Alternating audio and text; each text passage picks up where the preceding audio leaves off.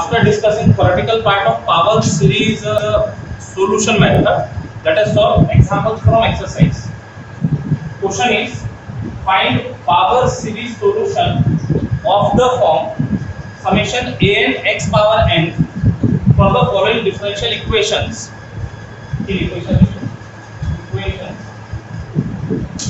And verify the result by solving them directly. First problem देखो, y dash equal to 2xy. तो इसको direct solve किया जा सकता है. पहले डायरेक्ट सॉल्व करके उसका सॉल्यूशन फाइंड करते हैं. Given differential equation is y dash equal to 2xy. Number 1 देखिए, फर्स्ट ऑर्डर डिफरेंशियल इक्वेशन दिख रही है. y dash का मतलब dy by dx लिख दिया और वेरिएबल सेपरेट होते दिख रहे हैं. तो dy के पास में फंक्शन ऑफ y ला लेते और फंक्शन ऑफ x के साथ dx ले लेते. तो ये उधर चले गया, y डिनोमिनेटर में लाए dy by dx equal to 2x dx. This is in variable separable form. It can be integrated. After integration 1 upon y dy का इंटीग्रेशन हो गया log y. इसका integration two constant x square by 2 plus constant of integration. हमको y चाहिए तो free करो, log convert हो जाएगा एक्सपोनेंशियल फंक्शन में. ये बेस चलेगा ऊपर तो y equal to e power x square plus c. उसको लॉ इनवर्स से लिखा जा सकता है अलग करके e power x square into e power c. e ये नंबर है लाइन 2 and 3. पावर c कोई आर्बिट्रेरी कांस्टेंट है तो ये e पावर c को मिला के कुछ और नया सिंबल लेते हैं से a at e power x square where a is some arbitrary constant. So this is the solution y equal to a e power x square is the solution by direct method. अब power series solution देखते हैं. Next step to find power series solution. तो इस form में हमको solution suppose करना है. Solution मतलब डिपेंडेंट वेरिएबल y है. तो suppose power series solution of equation 1 as y equal to summation a n x power n. अभी यहां लिखा हुआ हमने n वैल्यूज फ्रॉम 0 से इंफिनिटी. नहीं भी लिखा हो तो अंडरस्टूड होगा n वैल्यूज फ्रॉम 0 से इंफिनिटी.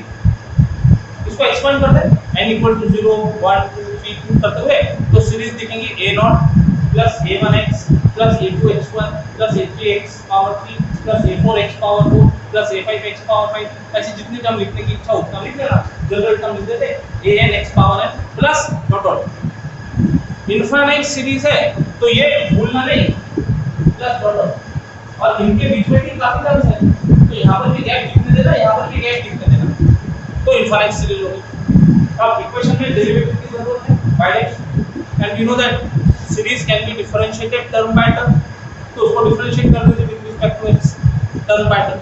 लेफ्ट हैंड साइड में y का डेरिवेटिव होगा y dash, right hand side में डेरिवेटिव करते हैं. तो a0 कांस्टेंट है, डेरिवेटिव 0. a1x डेरिवेटिव a1 * 1 ऐसा करते हुए सारे टर्म का डेरिवेटिव ले लेते हैं. 2a2x इसका derivative 3a3x square x is 4a4x power 3 इसका डेरिवेटिव n पावर n - 1. अब जनरली जब हम काम करते हैं तो हमको x पावर n की टर्म्स लगेगी, x पावर n के कोएफिशिएंट्स लगेंगे. तो यहां डेरिवेटिव करने के बाद n x पावर n - 1 दिख रहा है. इसका मतलब x पावर n की टर्म इसके बाद होगी. पावर n देखा तो पावर इंक्रीज होते जा रहे हैं. तो n - 1 है तो इसके बाद वाला पावर n प्लस n इससे एक बड़ा n - 1 प्लस 1 मतलब x पावर n की टर्म होगी. तो कैसे मिलेंगे? तो जहां जहां n है उसको एक नंबर से बढ़ा दो. इसको भी ऑब्जर्व करके देखा जा सकता है. 2 है 3 4 एक नंबर बढ़ गया, सभी 2 3 4 बढ़ गया, पावर 1 2 3 बढ़ गया. तो ये ऑब्जर्वेशन करके हम कुछ टर्म्स लिख सकेंगे. तो इसके बाद की टर्म होगी n + 1 a n + 1 x power n. एक तो ये तरीका हो गया x पावर n टर्म लिखने का. दूसरा तरीका आप इसके आगे एक और टर्म लिखो a n + 1 x power n + 1 और उसका डेरिवेटिव ले लो. तो उसका डेरिवेटिव क्या आएगा n + 1 a suffix n + 1 x का पावर n. तो दोनों तरीके से काम किया जा सकता है. x पावर n की टर्म लिखने देना प्लस चल रही है फाइनल टर्म्स चल रही है. ये हो गई डेरिवेटिव. अब ये y डैश और y इनको रख देते हैं इक्वेशन में. तो y डैश लेफ्ट साइड में y डैश पूरा लिखते हैं, y डैश पूरा लिखते हैं और 2x टाइम्स y. तो 2x टाइम्स y की टर्म लिखते हैं. अब इसको सिंपलीफाई करते हैं. तो 2x मल्टीप्लाई करते हैं राइट हैंड साइड सिंपलीफाई हो गया 2a0x 2a1x into x x square 2a2x cube 2a3x power 4 ऐसा करते करते चले 2an x power n plus 1 आ जाएगा 2an x power n plus 1 अब x पावर n plus 1 की टर्म आ गई x पावर n की टर्म होता है ये तो वो इसके पहले होगी इसके पहले मतलब एक एक कम करना है जहां जहां n होगा वहां एक एक कम करना है तो इसके पहले 2 तो सब में सेम है सब में सेम तो सेम रहेगा an है तो इधर an minus 1 इसको एक से कम करके x पावर n बीच में गैप है यहां कम से इसके बाद में इनफाइनाइट नंबर ऑफ टर्म्स इस तरह की जनरलाइज करके टर्म लिखना आ गया अभी सभी को लिख सकेंगे इतना अब ये दोनों सीरीज लेफ्ट हैंड साइड और राइट हैंड साइड में x के पावर्स में टर्म्स लिखते हैं x के पावर्स में टर्म लिखते हैं ये कांस्टेंट टर्म है मतलब x का पावर 0 है तो दोनों को इक्वेट करते हैं लाइक पावर्स ऑफ x के लिए equating coefficients of like powers of x तो यहाँ कांस्टेंट टर्म है यहाँ कोई कांस्टेंट टर्म दिख नहीं रही विदाउट x तो a1 हो गया सीधा सीधा 0 2a2 x का कोएफिशिएंट है 2a2 is equal to 2a0 x 3a3 x square का कोएफिशिएंट है 2a1 x 4a4 x cube का कोएफिशिएंट है 2a2 ऐसा करते चलो 5a5 इसके बाद में x पावर होता है 2a3 अब इतने टर्म्स लिखना कि जिसको हम जनरलाइज कर सके इतने टर्म्स यहाँ लिखे जाने चाहिए जिसको आसानी से हम जनरलाइज कर सके अब यहाँ कुछ टर्म वैनिश हो रही है तो और आगे के टर्म्स इसी को कंटिन्यू करते हुए पैटर्न को कंटिन्यू करते हुए टर्म्स लिखते चले और फिर अब वैल्यू चेंज करना शुरू करो a1 तो सीधा सीधा 0 लिखते हैं a2 डिवाइड हो गया a2 a0 a3 2/3 a1 लेकिन a1 की वैल्यू 0 है तो ये 0 हो गया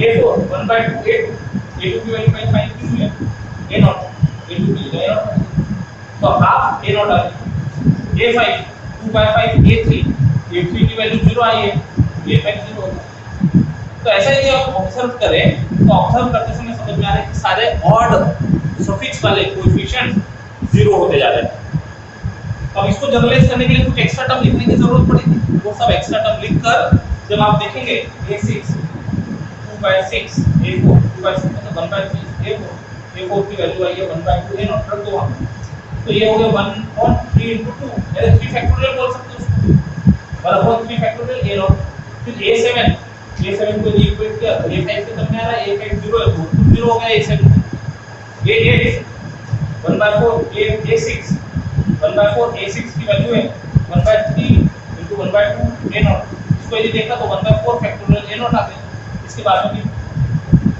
चल रही है तो इतना करने के बाद अब इसको जनरलाइज कर सकते हैं इसको ना an के कोएफिशिएंट के साथ आप काम करेंगे तो नहीं जनरलाइज कर पाएंगे यदि x पावर n के कोएफिशिएंट को इक्वेट करेंगे तो उसको जनरलाइज नहीं कर पाएंगे क्योंकि आगे कोएफिशिएंट 0 हो रहे हैं तो इसलिए लाइन से सफिशिएंट नंबर ऑफ कोएफिशिएंट्स लिखे होंगे जिसको जनरलाइज किया जा सकता है तो क्या समझ में आ रहा है an is 0 if n is odd अच्छा ऐसे ही लिख सकते थे क्या an is equal to something when n is even तो 8 को 4 फैक्टोरियल के टर्म में एक्सप्रेस करना है तो an को कैसे एक्सप्रेस करते थे n/2 का फैक्टोरियल और अटपटा लगता था तो इसको जनरल एक्सप्रेशन में दे दिया ऑड नंबर का जनरल फॉर्म है 2n + 1 तो a 2n + 1 0 हो गया और n = 0 1 2 3 4 etc और इवन कोएफिशिएंट के लिए टर्म मिल रही है तो इवन कोएफिशिएंट का जनरल फॉर्म हो गया a 2n क्या लिखा था a 1/4 फैक्टोरियल a0 a6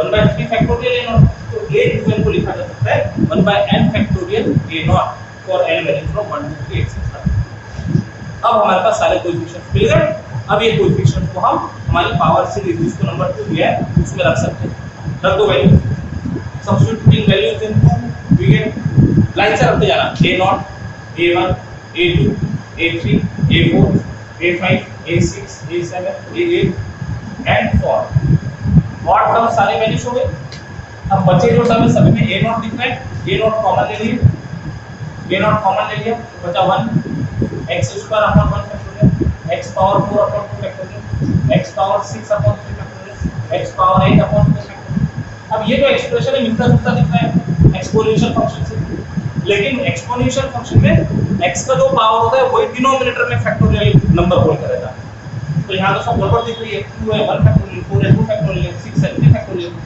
तो यहाँ से x स्क्वायर को हम वेरिएबल मान लेते हैं और पावर लगा x स्क्वायर का पावर 1, x स्क्वायर का पावर 2, x स्क्वायर का पावर 3, x स्क्वायर का पावर 4 एंड 4।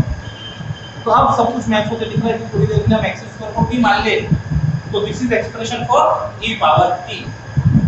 हम जनरल तक भी लिखी जा सकती है x पावर 2n सारे ऑड पावर्स के साथ, सॉरी सारे इवन पावर्स के साथ है, तो x power 2n which can be written as x square का पावर n, तो x power 2n upon n factorial. तो ये जो ब्रैकेट है this is series expansion for e power t where t is x square, तो can be written as e power x square.